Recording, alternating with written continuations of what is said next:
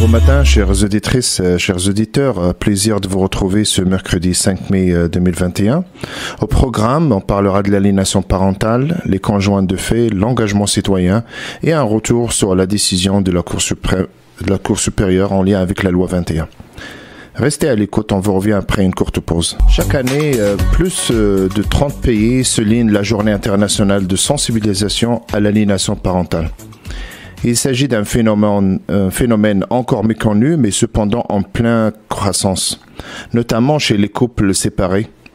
Pour comprendre le syndrome de l'aliénation parentale et son impact sur les enfants, je reçois Madame Caroline Paradis, présidente du Carrefour Aliénation parentale. Madame Paradis, bonjour. Bonjour, Monsieur Varon.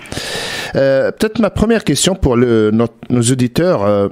Quelle est la définition de l'aliénation parentale et comment se traduit en réalité? Bien, l'aliénation parentale, on va dire, ça survient premièrement majoritairement en situation de post-séparation. Et c'est lorsqu'un enfant est appelé à rejeter un parent d'une façon qui est injustifiée et inexplicable. Et il va le faire sans ambivalence ni culpabilité.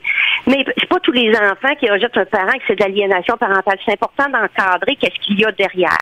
Et ce qu'il y a derrière, c'est qu'un parent qui va se livrer à différents comportements qui vont influencer l'enfant d'une façon négative, il va créer des émotions négatives de l'enfant envers l'autre parent, le parent qu'on va dire ciblé.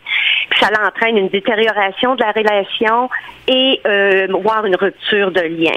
Il faut comprendre aussi que le parent ciblé, c'est pas un parent qui a été violent, c'est pas un parent qui met l'enfant en insécurité, c'est un bon parent, c'est un parent avec lequel l'enfant avait une belle relation, mais il y a eu un changement drastique, là, la différence d'impact entre avant, la relation d'avant et après.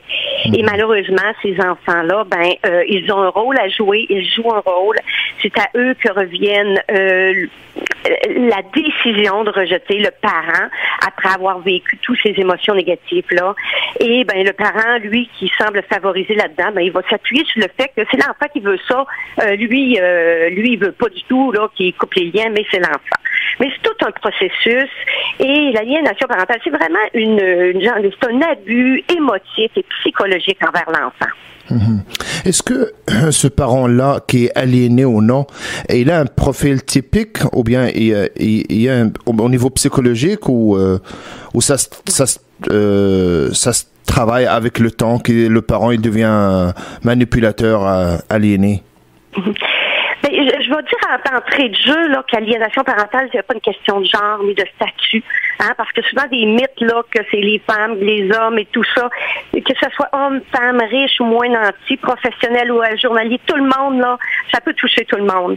Mais on voit vraiment que l'aliénation, c'est plutôt une question de personnalité. Dans les cas les plus légers, on va voir souvent de l'immaturité affective, des dépendances affectives, mais dans les cas plus sévères, et on voit ça dans les analyses psycho-légales, c'est des personnalités avec des troubles histrioniques, là, qui sont des besoins exagérés d'attention, mais aussi des personnalités narcissiques. On va parler des personnalités limites ou sociopathiques. Alors, c'est les cas les plus sévères qui vont souvent amener une rupture de lien.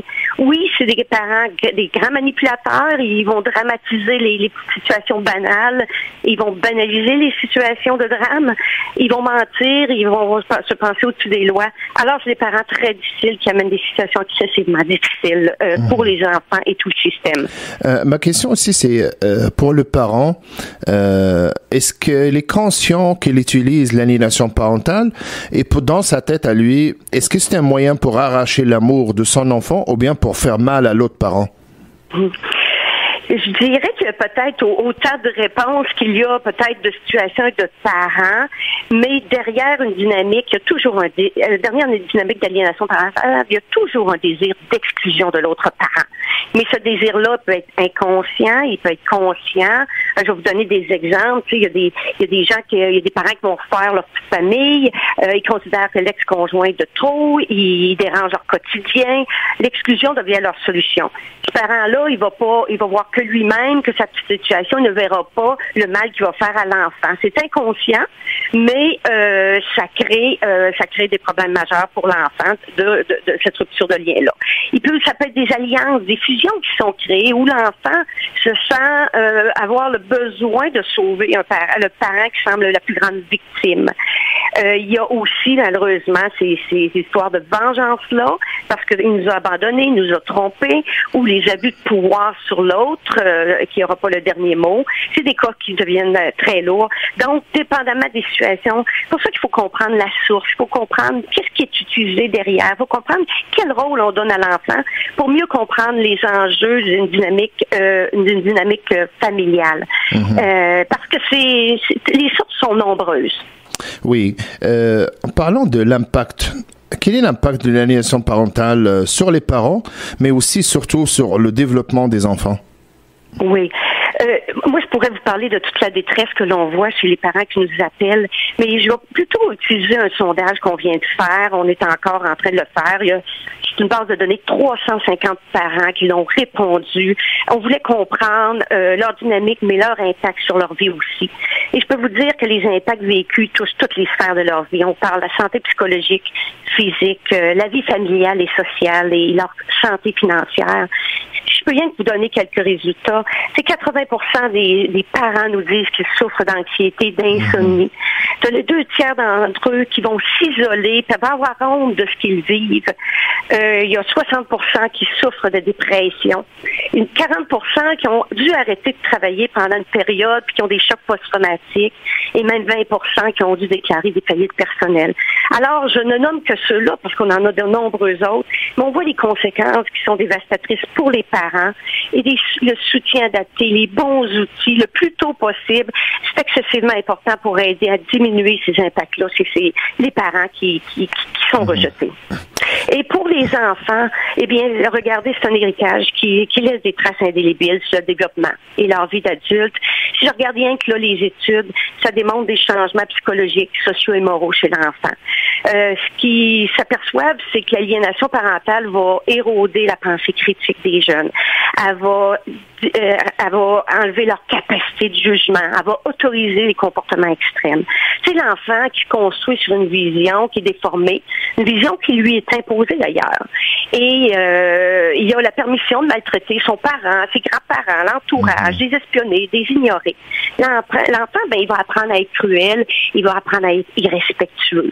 Et on voit beaucoup dans les conséquences chez ces jeunes-là. Oui, des troubles psychosomatiques, mais de la difficulté avec l'autorité, de la difficulté à socialiser, des troubles de comportement.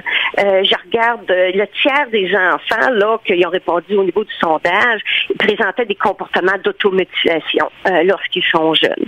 Oui. Et lorsqu'ils deviennent adultes, eh bien, on voit que ces jeunes adultes-là ont des difficultés sociales et affectives et relationnelles importantes. Il y a des taux élevés de dépression. On parle jusqu'à 70% que cette cohorte-là risque d'avoir des dépressions au cours de sa vie d'adulte. Alors, l'aliénation parentale, quand on regarde tout ça, c'est une maltraitance envers l'enfant. Et tu sais, cette semaine, j'écoutais Régine Laurent parler de sa présentation au rapport de la DPJ, puis elle parlait que la maltraitance d'un enfant, c'est un enjeu de santé publique. Alors, je vais vous dire qu'on est entièrement d'accord avec ça. On le voit tous les jours. Et l'aliénation parentale, c'est vraiment un enjeu de santé publique. Oui.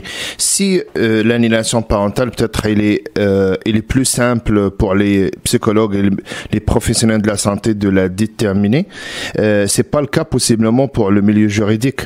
Comment les juges puissent déterminer l'existence du cas de l'aliénation parentale? Bien, c'est sûr qu'il y a de nombreux enjeux actuellement et j'espère que le nouveau droit de la famille va venir amener des réponses et des changements de culture et de processus au milieu juridique actuellement. Mais à court terme, si on voulait faire vraiment quelque chose en attendant là, que tout le changement se fasse, je verrais rapidement de la formation aux juges pour qu'ils détectent rapidement les nombreux drapeaux rouges que l'on voit dans ces causes-là. Il y a beaucoup de drapeaux rouges communs à toutes ces causes-là. Deuxième, on dirait aux juges, s'il vous plaît, exigez d'entrée de jeu un soutien psychologique à l'enfant pour tous les enfants qui vivent dans des familles à haut conflit que ça dure en longueur. C'est pas normal qu'on offre un avocat à un enfant plutôt que de l'aide psychologique. On veut parler de la voix de l'enfant, on veut parler de l'intérêt l'intérêt de l'enfant, ben donnons du soutien à l'enfant. Et je regarde que les meilleurs avocats actuellement, ils travaillent étroitement avec des psychologues. C'est une volonté de leur part. C'est pas un changement de loi qu'il leur faut. Il y a des avocats qui le font. Et on levé le secret professionnel ou psychologique pour aider un enfant, ça se fait. Ce serait des petits changements qui feraient des grandes différences. Est-ce que le milieu juridique, les juges et les avocats, ils prend en considération les rapports des psychologues et les professionnels de la santé? Parfois, mais pas toujours. Alors, c'est sûr que il y a une incohérence. Chaque juge, il va à sa façon. C'est pour ça qu'à un moment donné, on dirait que la formation chez les juges aiderait beaucoup. Et même les psychologues pourraient venir faire de la formation aux juges à même le procès pour faire en sorte de donner un genre de consistance aux différents dossiers. Et je pense aussi d'avoir un seul juge par dossier d'une famille du début à la fin, ce serait extrêmement important. C'est pas normal d'avoir 25 juges sur un même dossier où ce que ça change et que ça revire de bord des dossiers à travers des années. Et les enfants là-dedans sont les grands perdants. Tout à fait. Vous avez parlé de réforme de droit de la famille. Est-ce que les autorités sont sensibles à ce phénomène d'aliénation parentale? Est-ce qu'il y a une stratégie pour lutter contre ce fléau? Mais je vous dirais que le ministère de la Justice a été sensible depuis nos débuts à ce fléau. Je pense qu'ils le vivent à la Cour lorsque 90% de leur temps est mis sur 10% de ces familles-là. Cependant, malheureusement, les autres ministères ne semblent pas très à l'écoute, particulièrement le ministère de la Santé, qui ne répond pas nécessairement à nos invitations. Et je regarde par leurs décisions, ils nous laissent entendre que l'aliénation parentale est du domaine juridique. C'est bien malheureux. Moi, je trouve que ça démontre une grande incompréhension parce que la résolution de l'aliénation parentale est de loin psychosociale à la base, à laquelle vraiment on doit ajouter un encadrement juridique serré pour assurer le respect des ententes et la collaboration de tous là dans l'intérêt fondamental de l'enfant. Je trouve malheureusement ça devrait être il y a beaucoup de ministères qui auraient avantage à s'impliquer. Je pense au ministère de la Santé, de la Justice, de la famille et de l'éducation.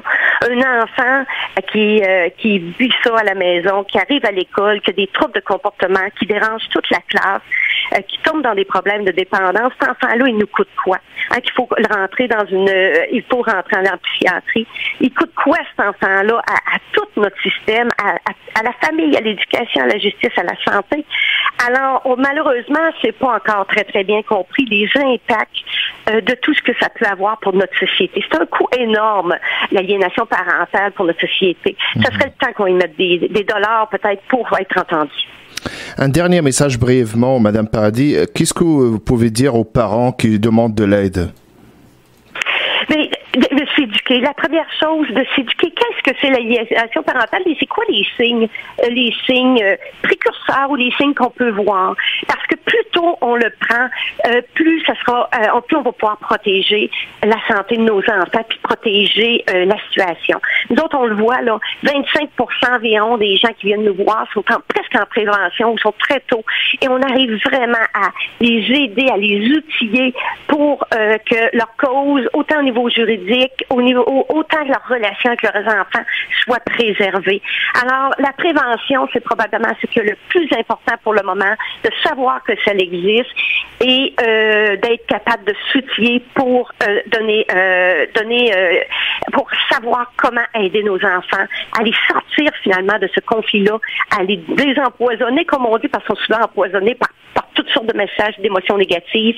Et puis la formation des professionnels, ça serait une autre affaire aussi qui serait excessivement urgente à mettre en place pour aider nos enfants. Donc les parents qui aillent sur le site aliénationparentale.ca, qui lisent le site, il y a beaucoup d'informations, qui fassent leur propre analyse et qui viennent chercher des outils au besoin.